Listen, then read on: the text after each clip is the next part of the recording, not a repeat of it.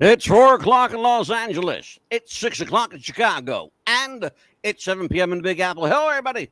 I'm your host, Mad Dog DeCipio, joining, God help me, joining me once again this week. She's back. She's back. I tried to lock the studio door, but she got in. Amelia, the Pitbull Chapman, how are you? Good. How are you? Oh, man, I got to deal with you again tonight. I got to deal with you again tonight. I got some. Hey, I had the troops came in. Okay, I got the troops pulled in from the West Coast tonight. Okay, to help out old Papa Bear. All right, my buddy, my drinking buddy, Lacy J's with me tonight. Yes, indeed. This is What's the Buzz Popcast, America's Popcast, and thank you, ladies and gentlemen. 3 days ago, we hit 14,400,000 subscribers. Yes. That's for real. That's a real straight up number that we got the stats for. 14 million subscribers worldwide. I am thrilled. You don't even know how happy I am about that. And made up for last night. It sure the hell did. Lacy J Dalton is back with us. I want to tell you what, if you're going to do it upright. We got the queen herself. She is the queen, the current reigning, defending, unanimous queen of country music. My buddy, Lacy J Dalton. How the hell are you, girlfriend? I am so glad. I'm so glad to be here. And everybody's looking so good. You guys look great. I am having a bad hair day. I just want to tell you right now, I'm having a bad hair day. I almost wore a cowboy hat. Look, you couldn't look bad if you tried. Okay, No. let's just be honest about it. You couldn't look bad. He's sucking up. He must Let me want tell something. everybody Oh, yeah. a little bit about Lacy J Dalton. This is the woman. I want the world to know this woman called me a lunatic on the air. Twice. Still. And that was the greatest compliment anyone could ever pay me at the time.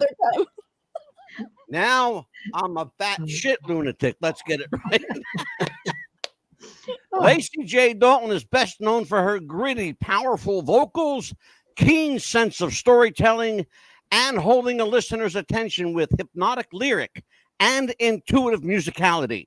Lacy had a number of hits, including that really good stuff. You got to listen to this stuff. Taking It Easy, Crazy Blue Eyes, one of my favorites, 16th Avenue. Her latest release for the black sheet, I'm sorry, we'll get the teeth working. Now that was great. Is an emotional That's going to be my journey. next. That's going to be my next follow-up for the lap I'm sheep. telling you. I let's think do for it. the lap sheep is a great title. I want a writing Imagine the credit for graphics. that. I want a writing credit for that.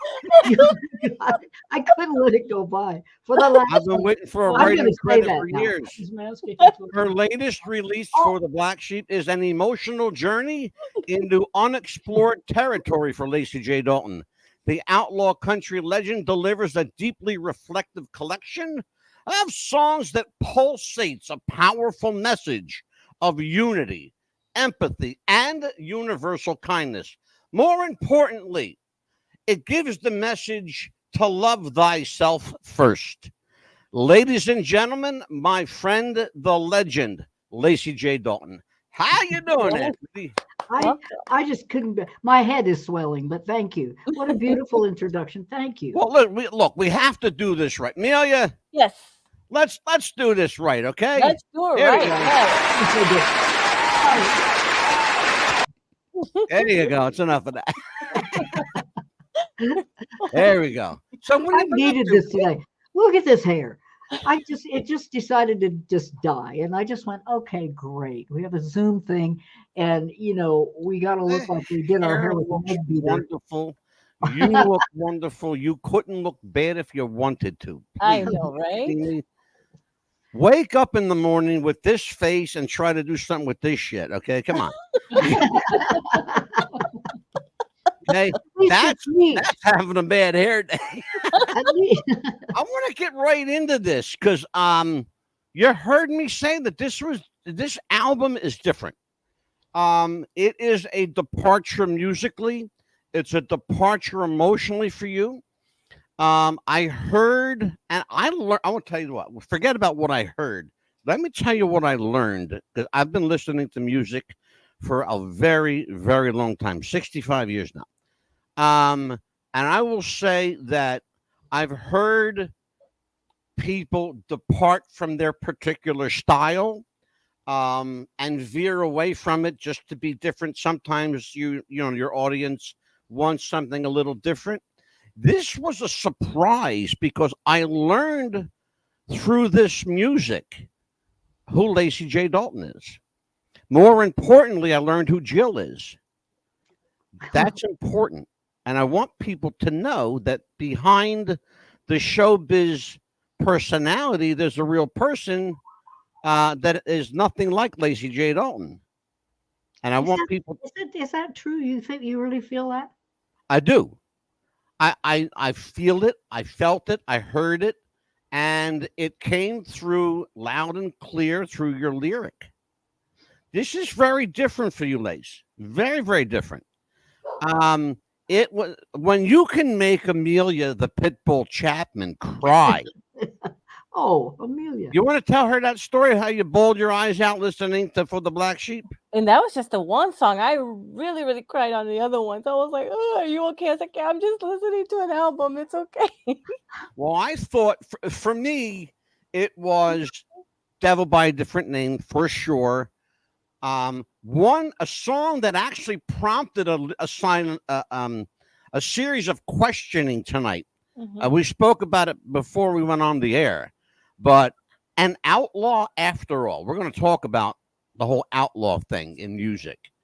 And actually, we're doing a show just kind of as a tie-in. We're doing a show tomorrow night on outlaw wrestling promotions. What makes them different? And I want to talk to you about being an outlaw, because you've had this reputation. The word outlaw. Everything I read, Lace, says outlaw. Say, I want to see this sweet, wonderful woman who I know is an outlaw. Okay. I know you got a little badass in you, okay, because your country. It takes one to know one. Where does a song like Devil by a Different Name or Heart of Hearts come from? Standing Knee Deep. Where do these songs come from? Well, it's really funny. Do you know the songwriter Bobby Tomberlin? I do. He is a fabulous songwriter and an even more fabulous human being. He's just as real as they come. It's just a real deal. And he had just had that hit with Dolly and Bill Anderson called one. It's going to make sense one of these days. Yeah. That's probably not the title, but it's a really good song. One of these days, it's all going to make sense. A very deep writer, and a lot of the songs on this For the Black Sheep are basically for people who may have grown up in the churches and may have walked away because they saw so much hypocrisy and so much just not real stuff. The stuff that people we want to be Christians, we say we're Christians, but how many of us really walk that talk? How many of us even know? I wrote a song called Love Yourself. Mm-hmm. And when I first started singing it, people had no idea who I was talking about, because I talked about a long-haired rebel teacher from a long time ago from over in the Middle East somewhere where we're having all that trouble. Yeah. And I believe the town was called Bethlehem. And I had to introduce that song even on the record that way, because many, many of my Christian listeners did not know that Jesus' main basic teaching is love God with all your heart, mind, and spirit. Love yourself. Love your neighbor as yourself. That is the whole of the law. All the other laws of life are built upon it. And guess what? That's what I came to teach. So many of us don't remember that. The basic thing, if we call ourselves Christians, we're not walking that talk, and none of us do. It's a line to walk. But if we don't even know that that's the main teaching, remarkable, isn't it? No wonder kids are leaving the churches. It's absolutely remarkable. I don't think it's an accident that I said and talking about this album, that one of the things that I felt from it, that I got from it, one of the things I heard you say was love thyself. And you heard me say it exactly as that. Love yourself. Love yourself. If you can't love yourself first, then how capable are you of loving anyone or anything else? It's got to start at home. Capiche? You're absolutely right, and I think it's also the hardest part of that teaching. It's extraordinarily difficult. Yes, it is. We are taught in our culture and many other cultures not to love ourselves. Yeah. Not to love ourselves. And we need not to do that. We need to teach our children how to love themselves. And what makes you love yourself is doing the right thing and taking care of business and walking your talk. If you can't walk your talk, you're not going to love yourself. If you're full of crap and you're lying all the time and you're saying you're going to do stuff and then you don't do it, you don't follow through. What is good is anything if you have intention, but you don't act on it. Yeah. So I think walking our talk is, I'm going to write a song about that because I think it's important. And it's not happening today. Some of our biggest, most important people on the television are not walking their talk. They're talking all this stuff, and it's not true. A lot of stuff is just horse crap. And we need to get away from that. We need to remember how to be real and be authentic and try to walk our talk. And it's not easy. Yeah. It's when they say, when you hear the old religious, it's a thin line. Well, it is. Yeah. Well, I'll tell you what, when you're ready to write that song, I've got a great title for you. Call it Mad Dog on Mulholland Drive. Or just Mulholland Drive, right? Questions, Amelia, because I know you've been chomping to talk to Lacy J all day. I know you interrupted me earlier, right? No, but I mean, there were some songs that really hit home too, because especially the song "Standing Knee Deep," especially when the part was "Heart was so dry," I felt like I had a curse. I mean, as soon as I heard that, I was just bawling. Because I felt that way. That's an honest thing that song was written. I'll tell you why I wrote it, Amelia. Mm-hmm. I had a vision of a kid in a 13-story walk-up old hotel in San Francisco, and he's in a grunge band, and he's making $50 a night. And the room has a cot with that blue ticking, and there's a light bulb hanging from the ceiling, just a light bulb. And it's not very warm because it can be very cold in San Francisco. And the kid is on drugs, and he's been doing drugs for a long time. He might be 17, he might be 19, he might be 21. Right. He's not very old. And he is sitting in that room with his guitar, and he's thinking that he might not want to keep going. He might want to stop. Yeah. He might not be able to stand this. He doesn't realize that he's poisoning his whole consciousness with drugs and alcohol and just the depressing situation that he appears to be in. And so I thought, the weird thing is that this song is not written in a way that would probably ever reach that kid. I wrote it just from my heart because I have had bouts of depression where I felt really, I don't think I would ever actually commit suicide, probably because in 10 other lifetimes I've done it, and you just have to come back and learn the same lessons all over again. Yeah. It's not an escape. And I don't think it would be, and it's terrible for the people around you. So I don't think I'd ever do it, but I have considered it. Sure. I have considered it. I felt so dry. My life felt so dry that I actually felt like that. And I think a lot of us get to that place. Yeah. I can relate to that. I absolutely can relate to that in very real terms. Lacy J, as you were telling that story, I had visions in my head of a few friends from days gone by who have met unfortunate ends in that regard. Young actors who never realized their Hollywood dreams.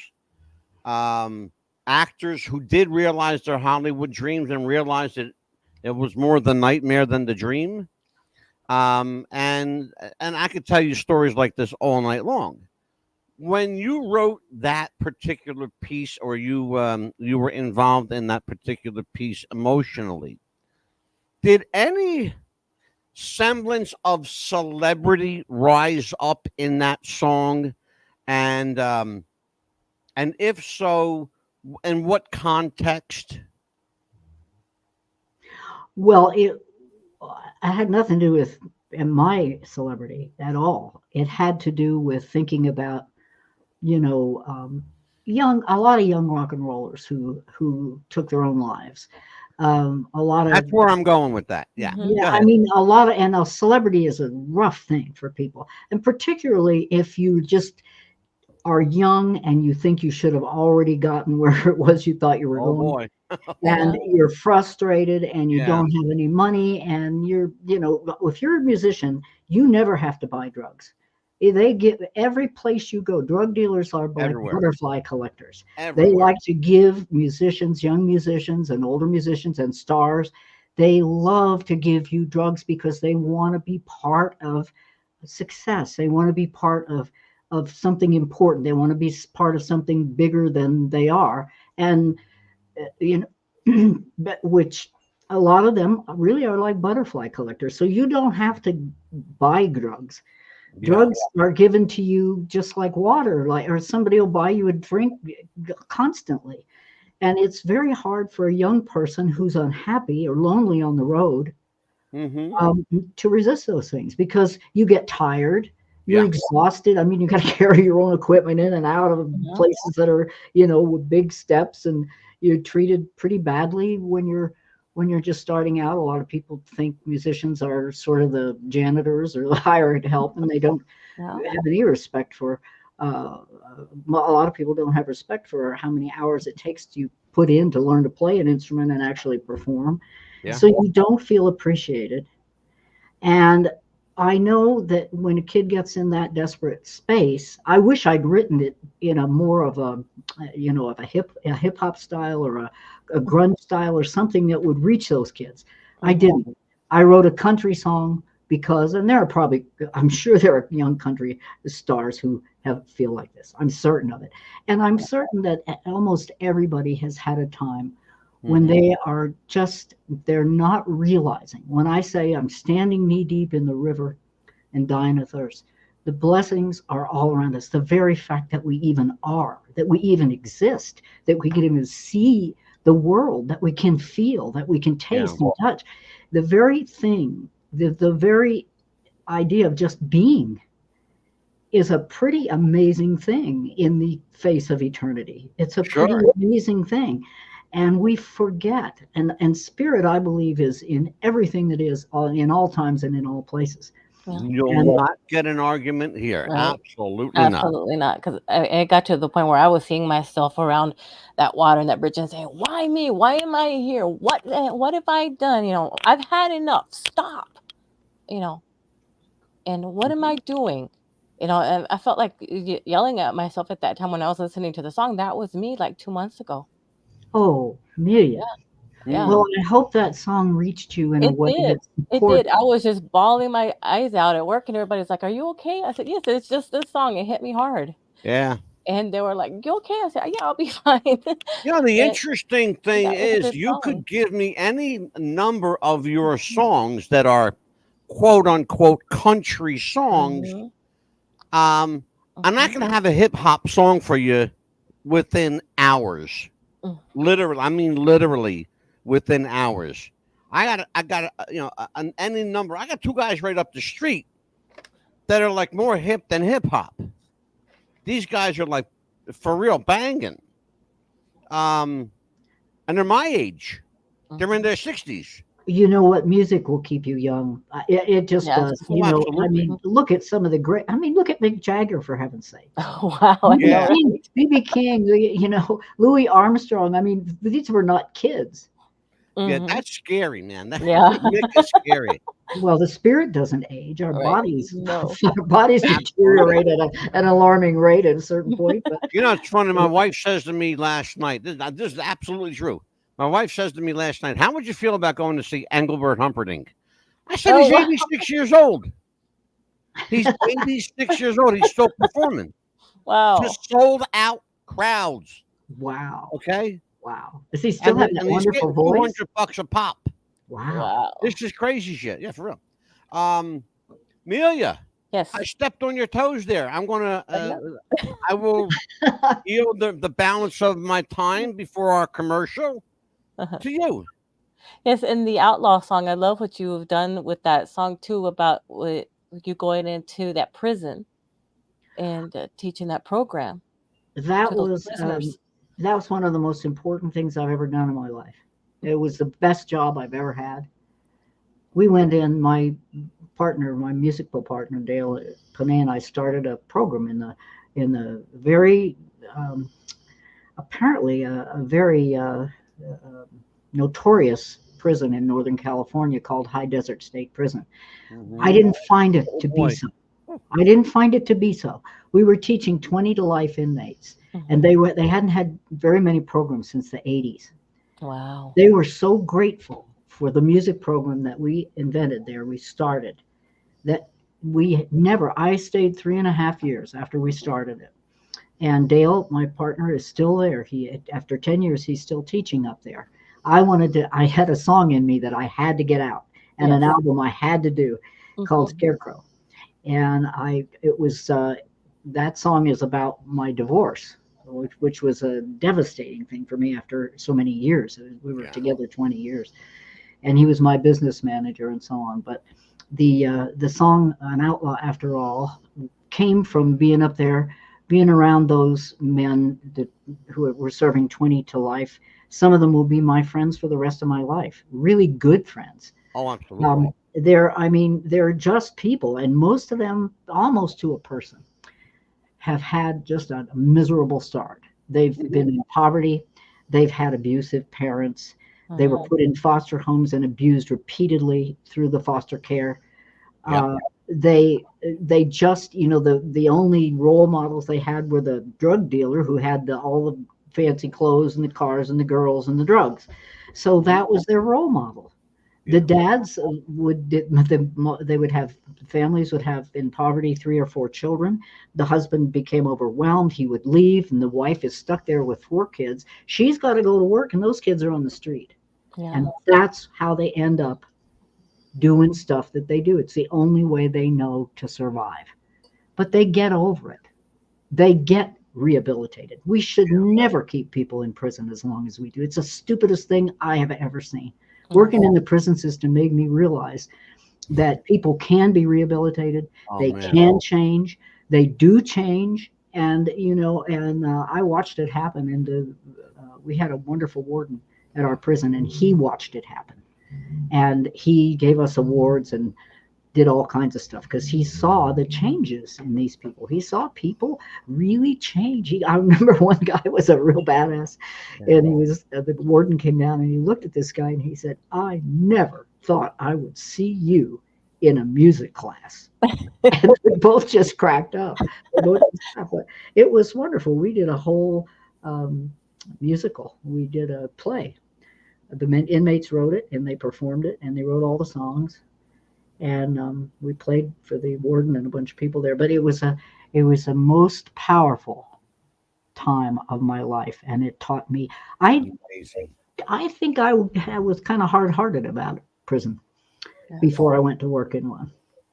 Raised by German people in Pennsylvania, you figure. I came from stern stock, right?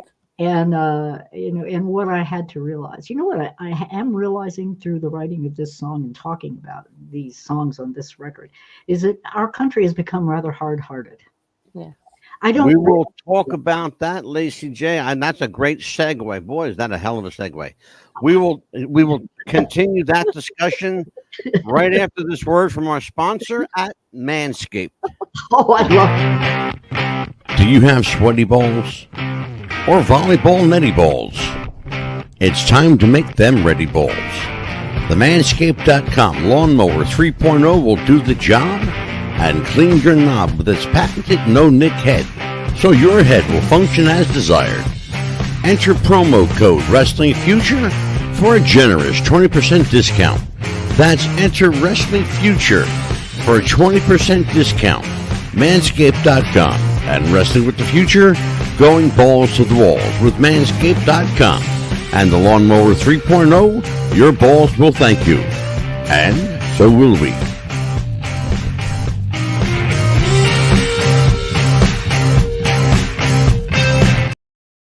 We are back with country legend Lacy J Dalton. She is a distinguished member of the Country Music Hall of Fame and every other Hall of Fame for that matter. You've got your. I'll tell you what. Your name is in more music Hall of Fames, I think, than anybody I know, and I know a lot of people in the music business. A lot. You're all over the place. You Yeah, really but that, are. best mouse catcher award. I mean, I want to talk about it because I'm fascinated by how many music Hall of Fames you're in. What criteria? Because you must meet all of them. What criteria largely do they look for that gets you, first of all, nominated and secondly inducted? I really don't know. Oh, really? In fact, a lot of these awards that I have received have been a complete surprise to me. A really nice surprise, because a lot of times they'll come at a time when I'm in, there are peaks and valleys in this business, peaks and valleys. I remember hearing an older actress one time, I'm not sure who it was, but she said, in this business, you have to learn to endure. You must learn to endure. And I thought, what is she talking about? Well, now I know. You got to be able to, hit the high spots and suffer through the low points. And you got to keep going. And you have to, and sometimes you think, why am I doing this? Especially after you leave the big record companies and you're independent, it becomes very hard because everything is so expensive. I used to have a 10-piece band and a 10-piece crew. Well, I'm down to Leslie, my manager, and Dale, my accompanist, and myself, and if I'm really lucky, a great bass player. But that you're doing, Lacy J, what a lot of entertainers are doing. They're containing their shows to where it's a handful of people, very small circle. It is expensive. Record companies don't pay advances like they used to. I noticed that the last number of albums that you put out were all self-promoted, self-produced, self-financed, which is great because you've got full creative control. Nobody tells you what to do, and that's worth the price of admission right there. That is absolutely worth it. It is absolutely worth it. You're not rich anymore, maybe. Now, I'll tell you what, John Prine, and I like to tell this story because young people listening will say, how do I do this independent thing? Well, I'm not sure I know. I'm just kind of doing it as, do this, do that. Some mashed potatoes might stick somewhere. It doesn't hurt to have Leslie on your side, that's for sure. Well, I'll tell you what, it doesn't hurt to have somebody like Leslie ever. She has really been she's a great gift to me. I'm so grateful for her being in my life. She has really helped me immensely. And you need someone like that on your side. But John Prine had a system. And when John first started making independent records, he put a little card on it. You could do it electronically these days. He put a little card on the table. And it said, please leave your phone number or your email if you want to get my next record. Well, he collected 100,000 of those little cards. Wow. Or you could do it with your phone. Somebody could, you could give them at that place. They could leave their email or their phone number, whatever they want. And he collected 100,000 of those names. And then when he sent out a record, he would sell 100,000 records without the help of anybody. No record company, nobody interfering. And John Prine got to say exactly what he wanted to say for the rest of his life. That's freedom. Yeah. And it's I will tell you that I was on vacation recently, and I saw a number of people performing while I was on vacation. The resort where my wife and I stayed had daily live entertainment, and almost exclusively, Lacy J, they were young men with guitars and one woman.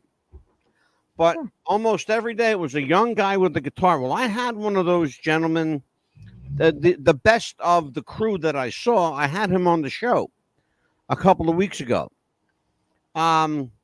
He's one of those guys that does and did exactly what you're describing. Self-promote, sells his own CDs, pays to have them printed up. All the the fine tuning that he has to do with his mailing list and all this. It's a lot of work involved, but again, you are your own boss. You're responsible. The buck stops here. After his appearance on the show, he got a phone call to me, and I first he got an email to me, then he got a phone call to me. Finally, we arranged for him to call. He called, and it's just I felt like the greatest thing since sliced bread. He said, I had to let you know that my appearance on your show set off in a chain of events that I'm booked now for the next 6 months. Oh, how wonderful. Fantastic. How wonderful. What is this? Do we remember this person's name? And his name is Doug Cates. Well, Doug, Yep. good on you. I'm thrilled to hear that people are doing this, because It's a record company, I could never have made for the Black Sheep with a record company. Never. Right. The stuff that I have on this album, they don't want to hear it. That's not what they want. They want catchy hit songs for the radio. They don't want any kind of philosophy. If you can squeeze it in now and again, but let me tell you what. Can I tell you what sells, Lacy J Dalton? Let me tell you what sells. What sells is saying the MF word in a rap song. What sells is saying the N word in a rap song. What sells is stuff that how these people kiss their mama with that mouth is just beyond me. But that's what sells. It's bullshit. Yeah, Bullshit it is. sells. Absolutely. well, I'm I think thankful. it always You don't know has. how grateful I am. You don't know how grateful I am that you're not with a big label any longer. Thank God. Mm-hmm. I'm thrilled that you're an independent artist. You have your choice of your music. You can play wherever you feel like playing. If you need a couple of bucks, you go on the road for a couple of days. Then you come back, and Leslie will take care of your money for you. She really does. She was a banker, so when she handles my money, I know it's in good hands. We have somebody that wants to thank Lacy in the chat as well. Say that again, please. We have somebody that wants to thank Lacy in the chat as well. Oh, Alistair Cross. Here, I'll put this up here for you. Yes. I'm loving this chat. I've been volunteering in the prison system for the last 2 years, and the miracles I've seen are off the charts. Thank you, Lacy, for tackling this topic and for shedding a new, honest light on it. And thank you, Mad Dog and Amelia. Oh, you're quite welcome, Alistair. Yes, thank you for the great shows and guests. You're quite welcome. By the way, yes. I know Amelia, on the interest of full disclosure, Amelia and I know who this gentleman is. Yes. He is one of the most prolific writers you'll ever buy. His name is Alistair Cross, and I've got 7 of his books here. The smallest book is 600 pages. Well, what does he write? What does he write about? He writes horror and gothic. Vampire. Oh, I probably really love it. I probably really love it. I'm going to have to look him up. Alistair, I'm going to read your books. Yes. I'll send you some. They're amazing books. Amelia. Yes. Send Lacy some of your books. I'm keeping mine. No. We'll get them. You know what? I never do. When I like somebody's work and they're an artist, I always buy it. Absolutely. Because when you're an independent artist, I give a lot of stuff away. And I'm glad to do that, but I don't expect anybody to do that. If I want something, then if I'm that interested, then I want to support the artist who's doing it, particularly if they're independent or self-published. Oh, sure. His work is in the interest of thank you. And Amelia, you don't have to give me your books. In the interest of full disclosure, though, we do get quite a few freebies around here. We're always getting free stuff from guests. It'll be 2 or 3 years before I finish Alistair's books. I've already finished them. I'm ready for the next one. Wow. Oh, are they good, Amelia? They are wonderful. They really are. Are they romantic? Yeah. Some of them are very romantic. It's called Vampire or Chrism Cove. Yeah. The Vampires of Crimson Kinda Cove. like those It's an vampire amazing series. Yes. I think it's a 4. Amelia, They're up correct to me, please. It's a 7 now, 4-book I think. series. 7 now, I think. Leslie's ordering it at this moment. She is ordering it for me at this moment. Use points. We have points. Yeah. Oh, I'll save you money. I'll send you the books. I got them here. No. You need to read them. I mean, You need to read them. You hear this that? guy. I read them. I got. Alistair, You what a don't great know how name many for a books I horror. have. I've Alistair got more Cross. books here. Oh my Yes, god! right? Sounds like a metaphysician, They're doesn't he? always sending us books. Let's Alistair, are Lacy. you a vampire? You could be a vampire yourself. A name Right? like Alistair Cross. Hello. My let's- name is Alistair Cross. She's in love with you, Alistair. I'll let you out of the basement so you could talk to her. Okay? Oh, you don't have him in the basement, do you? Yeah, we have a joke about that with me and him and the key. Before we went on the air, when you and I had a moment to speak privately, we talked about. I shared with you my knowledge of Conway Twitty. I know his son and his daughter Kathy and his son Michael. And Michael, to his credit, knows his father's history quite well, and that the Conway Twitty was an outlaw recording artist, an outlaw country recording artist. You and I spoke briefly about the term outlaw. Everything I read about you, it says the outlaw legend, the iconic outlaw entertainer, all this outlaw stuff. Okay. How did that handle fit you, and where did it fit you, and why? You're such a sweet, demure young lady. I'm sure you have a little badass in you. You are from Pennsylvania, by the way. Leslie says you need to talk. She says you and she need to talk. Let's talk over here. But you know, to be serious, and yeah, my longest friend and I, Mary McFadden, wrote a song in 1978 called "Crazy Blue Eyes." It was actually the original title was "Letter Mama," and she was at my house in the mountains in Santa Cruz, California, and recovering from a divorce. And I went downstairs and I put on a pot of coffee and I started to write this song. And I knew Mary was in the perfect place to write this song because the first line was, "Mama, I always love losers." Mama, I never will change. Anyway, so I took a broomstick and pounded it on the bottom of the loft where she was sleeping, and she came downstairs and I said, "You got to help me write this song because we are, you're in the perfect space to write this." So we wrote this song, and it was quite a different attitude. Women in country music had not stepped out very much into women's lib. Now that wasn't exactly true of some of the greatest ones. Yeah. Because some of them, there was The Pill and, there's some stuff like that was pretty women's libby. But Crazy Blue Eyes was a very different song, and it was kind of written in that old boom, boom, boom, Texas kind of feel, Texas waltz kind of feel. And so when the record companies heard that, and we were offered on the strength of that song, we were offered record deals from every record company in Nashville. And even Mick Jagger wanted to sign me to his record company at that time. And I often wondered what would have happened if I had gone that way. God only knows. But I could see you with purple and blue hair, baby. Let me tell you.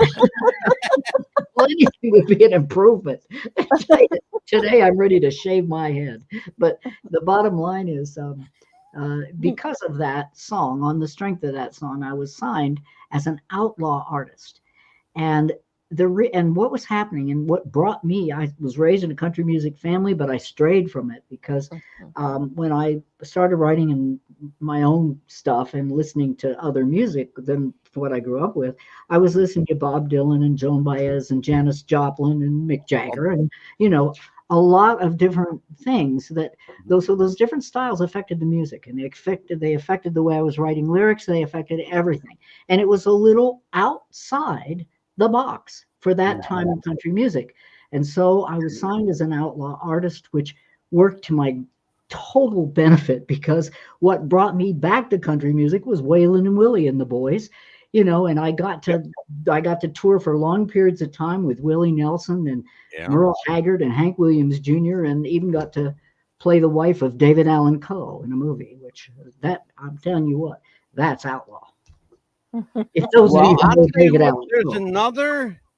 There's another young lady that's been kind of like lumped into that outlaw category. I haven't been trying to get her on the show. Tanya Tucker. Oh my God, you'll have a ball with her. Get her on the show. I'll talk to you about when we get off the air. I'll talk to you about that real quick. I love Tanya, and I always do. Yeah, she might kind of. I think she'll like the kind of show we do. Oh my God, she's gonna love you. You'll love her.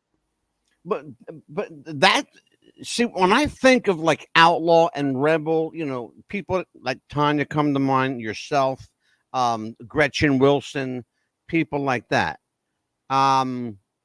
You don't. The badass country chick is almost non-existent anymore. What happened to them? It's a boys' club all of a sudden once again. You know, once again it is. I just found out that we 1 out of 10 saw. We were over that for a while with Shania Twain. Of course, you have to take into consideration Taylor Swift, because Taylor Swift is like the biggest thing in show business in the world. Well, and I'm telling you what, she is not an outlaw. She is the sweetest thing that ever walked. That one. Yeah, I don't know about that Taylor thing. Oh man, my loyalties are so split when it comes to Taylor. Oh, she's a doll. Are you kidding? She gives $100,000 to every food bank, every place she plays, and she treats her. Oh no, that's all well and good. I'm talking about her musically. What she does as a person, I could give two shits. Well, I couldn't name one of her songs, but as a human being, I think she's extraordinarily fine person. Oh, and I'm sure she gives a great deal of money and generously donates her time and I have no doubt about that whatsoever. Musically, again, like you, I couldn't tell you what she's known for musically. I call her country. I wouldn't call her country. She sure started that way. That's where she started. And they started in country. Yeah, she started out as a young lady with a guitar. Yep. Right? Yeah. That was it. Her and the guitar on a stage. That was it. Now she's got this, multi-million-dollar production number that, takes 73,000 trucks to ship from city to city. But I mean, it's wonderful that a woman is doing that. I'm thrilled for her. But musically, I can't listen to anything she does because I don't know what she does. Well, I just haven't listened. You know what it is really more than anything for me? I can't emotionally invest myself in her music. I can. I can because your music is emotional. Your music is guttural. It's from the heart. It's your music is you. It's a reflection of who Lacy J Dalton Jill is. But I know who Lacy J Dalton is. I don't know who Taylor Swift is. Yet. You know what I mean? Yet. I've been doing it 50 years. She's been doing it what? When I met her, and I have to tell you, her energy is, she has the sweetest, kindest aura of any person I think I have ever met. Mm-hmm. And that is saying something because I've met some pretty wonderful people, and so have you, I'm sure. Mm-hmm. But I'm not sure it's about the music as much as it's her, the energy that she has around her, which feels like a lot of light to me. A lot of light. That is my opinion. That's all I can tell you about her, but the tremendous success. But in the normal country field, we're back to 1 out of every 10 songs is a woman. Yeah. And what is that about? I mean, I love listening to men sing. It's my favorite thing. Mm-hmm. But I also like to hear women sing. And And I think we all do. And I wonder how it's become a good old boys club again. And I don't really like that. I think there I needs don't to be know. I was hoping that you would have some insight on it. It seems like, and maybe it's my perception of it, or maybe I'm just jaded as to what music is now. But it seems to me that in music, particularly in popular music, things become secular. They go in spurts. You'll get a run of great women, and then it'll stop. Yeah. And then the boys club will pick up again, and then you'll get like another handful of women, and then it'll stop. But with each cycle, it seems to me, Lacy J Dalton, that it gets smaller and smaller and smaller. Is it my perception, or is that the case? I don't really know. I don't know the answer to that question. Mia, you listen to a lot of music. What's your take on all of this? Well, yeah, it's getting smaller, but I know that a lot of women are trying to sign up, like Lainey Wilson. She's another bigger artist that's coming out more and more, and she's trying to sell out shows. And sadly, is her and Jelly Roll are competing against each other. Well, they should tour together and knock everybody out. Exactly. Right? Yeah, but when you got a guy like Jelly Roll that's just filling stadiums with 70, 80,000 people, that's a hard competition. It is hard competition, and that's what she's struggling hard pressed for anybody to compete with that. Yes. Well, why compete when you could just do it yourself? Cooperate, sell out, and that's a stadium every week or something. I mean, that's a great segue. Why compete? Yeah. Why compete? Well, two reasons. Number one, competition breeds great material. Number one. Number two, without the competition, you're limited to whoever you get. I'm grateful that Lacy J Dalton had competition in her time, because she rose above and beat the shit out of everybody. She's still standing, by God. On the other hand, there are people trying to be the next Lacy J Dalton or the next Patsy Cline or the next whomever. First of all, good luck. It ain't going to happen, because the audience isn't there anymore. The audience for that isn't there anymore. You're very, very fortunate, and I want to ask you how you do it. You're very fortunate. You've got a loyal following. Your audience shows up when you go to Minnesota or Iowa or Chicago or wherever the hell you go. Your audience shows up for you. Recently, Jennifer Lopez, a pretty big name in entertainment and in music, showed up at her gig in a 25,000 seat arena, and 7,000 people showed up. The place was empty. You could hear the echo. Well, that happens. George Strait and I once played a show in Reno to 6 people. We both did our entire show. Wow. Did you really? A lot of it depends. You did your whole set for 6 people? We both did. George Strait and I both played our whole set. It was a show put on by the Hells Angels, and apparently they were busy doing something else. But we had it's a funny story. I mean, when you look back on it, it was horrible but that's when I learned. I learned early on. It doesn't matter how many people are there. It's the people that Spirit wants to be there. However many or few there are, it's very hard to walk out on a stage, especially if you're playing smaller venues as I do now, and you don't have a full house. It can be very hard psychologically, but you have to get over yourself. You have to go, hey, everybody did whatever they could. And, it might be raining. It might be football night. It might be, something might be going on. You don't know what's happening. And so you still do that show that you're going to do. And sometimes, oddly, those are the best shows you ever do. I don't know why that is. Because it's so intimate. Like sometimes if there are only, 100 people there or 80 people or 75 people there, it's depressing because you should have had 150 or 200 people in this small venue. Oh, God, sure. You would hope that they would you'd be able to fill it, but you can't always do that, and you can't always do it with big venues like 25,000 seats. You just can't do it. But it is disheartening, and you got to learn how to step over that and do your best show. Lacy J Dalton, we are up against our final break of the night. We will be back in 1 minute and 1 second. Thank you. Jess wanted to start a business when something surprising happened. Today I'm going to teach you how to crochet. She started crocheting, like a lot. And her friends noticed. Jess, you need to sell those.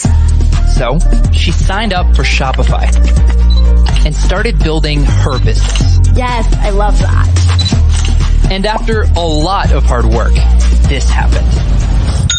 Oh my gosh, I just made my first sale! You see, every day, hundreds of businesses get their first sale on Shopify. We got ding! And the next could be you. So when you're ready to bring your idea to life And become your own boss. build it on Shopify. And we are back with What's the Buzz, America's Best Podcast. I'm Mad Dog DeCipio. She's Pitbull Chapman, and this is my friend Lacy J Dalton. Young lady, we love having you here. I'd like to make you a regular part of the show, but Leslie won't let me. Let's talk about what. She says, I have a life. I have a life.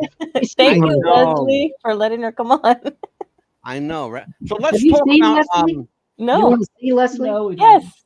Leslie, come behind me and just wave. Just say hi real quick, This Leslie. is Leslie. Hi, Leslie. Hi, Hey Leslie. everybody, how are you? Since Good, our how are name you? are awesome, lady. Like You rock. Leslie, I love Leslie. She's the bomb. She's the bomb. Diggity. she is absolutely the best.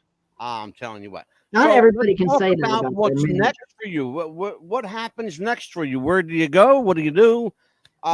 We have a whole list of stuff. We're going to start in Las Vegas, and then we're going down to Arizona for a few gigs, and then we come back and we start to go out to the Wild West. We're west of them where I live here in the mountains near Virginia City, Nevada.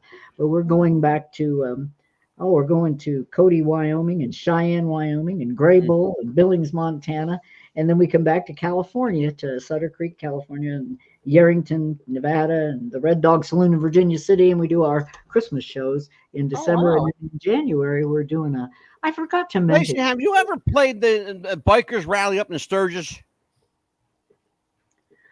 You know, I think years ago with Phoebe Snow, I think I did play it years and years ago. I know all about it. I was going to say, because that seems to me, boy, that's right up your alley, man. Well, it's I would not love so to much, see you not play so much with Sturgis.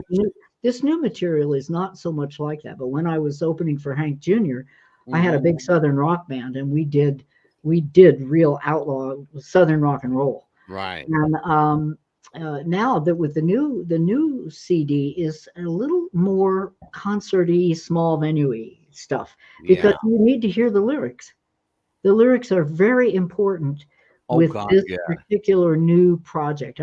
I was very careful with the lyrics, and a lot of subjects that I tackled were a little delicate. And so I wanted to write them so that I didn't offend people, but I also said, we need to look at this. Like, especially on Devil by a Different Name.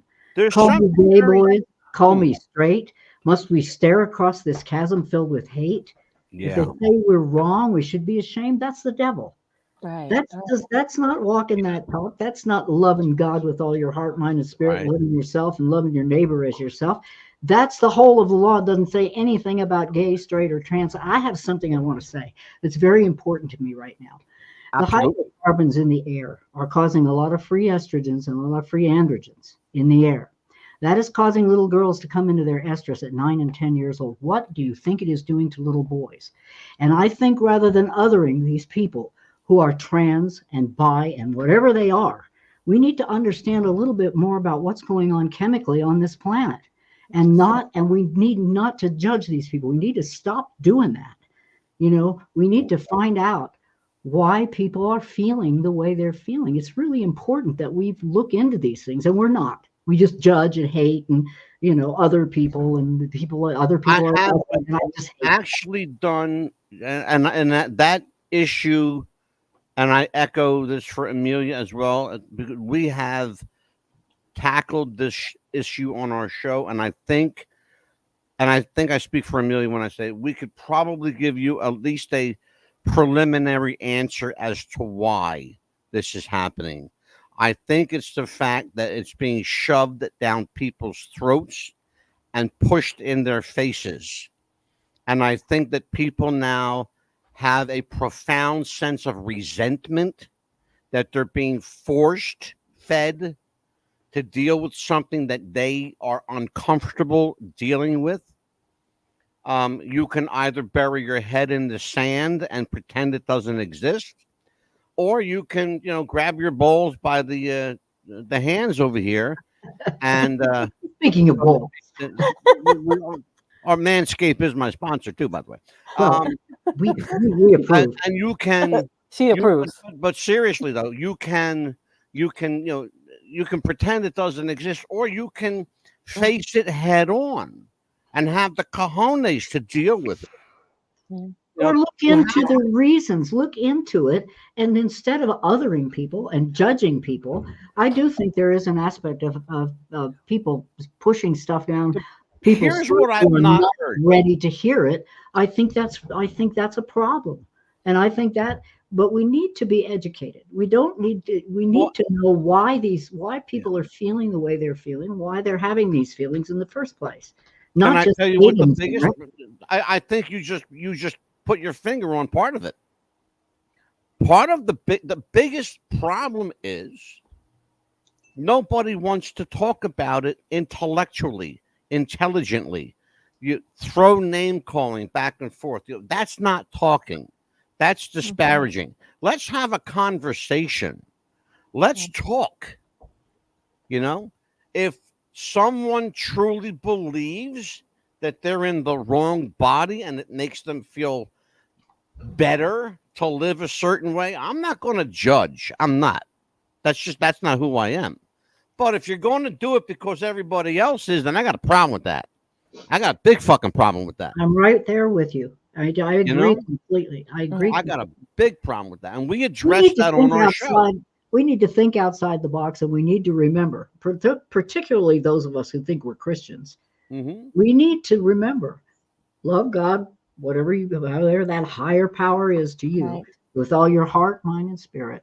Love yourself and love your neighbor as yourself. There's nothing in that statement, which is the whole of the law, about bi, trans, gay, or purple ponies. There's nothing in there about that. Exactly. Live and let live. Mind your own business. Learn how to listen to other people.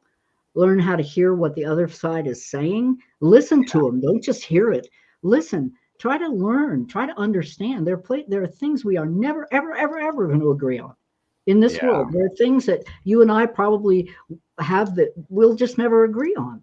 But we need to learn how to disagree, agree to disagree. Oh, absolutely. Common middle compromise. That's what this show is all about. And I pride myself, and I know pride is a kind of strange thing to say, but I pride myself on the fact that this show gives everyone an equal format and platform in which to speak freely. Right. I don't agree with every guest that comes on it. There are a number of people I vehemently disagree with, but I'll never disparage them on the air.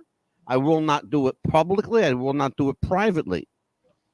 That's not what this show is all about. It's never been what it's all about. And that's why over 14 million subscribers and more every day, thank you God, are joining us, and I'm on the verge of getting an agent. That's a scary thought. But I want to show you something, Lacy. I saw this and I thought of you when I bought it. It says, I love Jesus, but I cuss a little. A little? A little. I wrote a song once with Billie Graham, who was Glenn Campbell's band leader. I bought this For a at Hobby movie. Lobby. Oh, yeah. Well, I don't think, believing in a higher power makes you necessarily a good person. But at least you're aiming in a direction. You're aiming yourself in a direction. And you're asking for a little help, which we all need. You And, were starting to say something about Glenn Campbell. I heard Glenn Campbell. My oh ears yeah, perked we up. wrote a song called for a movie called "Take This Job and Shove It," where I Oh, played yeah. David Allen Oh my Coe's God, wife. sure, iconic song, sure. Well, we wrote a song. Billie Graham and I wrote a song called "Beer Drinking Christian." There you go. And at the time, I drank beer, and it was perfect. I think Bobby Bear got to sing it on the. Well, people got to remember something too. Jesus came not for the saved but the unsaved. Jesus hung around with winos and hookers and pimps, and he hung around with the scourge of the earth. But that's why he came here, to take that and make it better. Jesus liked this was wine. an outlaw after all. Oh, there Jesus was an outlaw after all. you go. I'm There telling you you go. what, boy. And some people will say, no, Jesus wasn't an outlaw, but he was an outlaw. He died an outlaw too, Absolutely, just he like was an the song outlaw. said. He was an outlaw because Absolutely. the Jewish hierarchy was the law of the land. Of course, the Mhm. Romans had the higher. Mm-hmm. I got a T-shirt upstairs that says Jesus was a rebel rouser, and he sure the hell was too. He was, and Yeah. he still is. That's your ass, he was, and still is. Yeah, he still is. Still is. See, I think you do. I think you should run for senator for the state of Nevada. I think you should change your mind on that. I've been asked a couple times to do that. Yeah. And I just know that anybody who is as lousy on the computer as I am would not survive or even be effective at all. Yeah. Leslie tipped that hat. She said, "She's Lacy. She no good with technology." Listen, young lady, I will tell you what. We do it all are the up time. against the clock. I love you. I really do. I adore having you here. It's always. I wish I had another hour to give you, man. Well, Are after you the sure? show, though, hang around with me for like 1 minute after the show. I want to give you some info. We will do so. Amelia, Yes. another one's in the books, kid. Yes. Another one is in the books. Tomorrow night, continuing our outlaw theme, folks. A look inside the world of outlaw pro wrestling with our friend, our wrestling expert, the Doctor, Doc Diamond, will be here.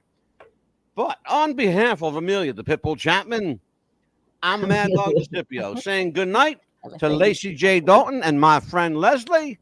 I will see you guys in about 30 seconds. Take care, folks, till we see you again. God bless you. Peace. We're out of here. Good night. Bye-bye. Amelia? Yes. Let's go home. Let's go home.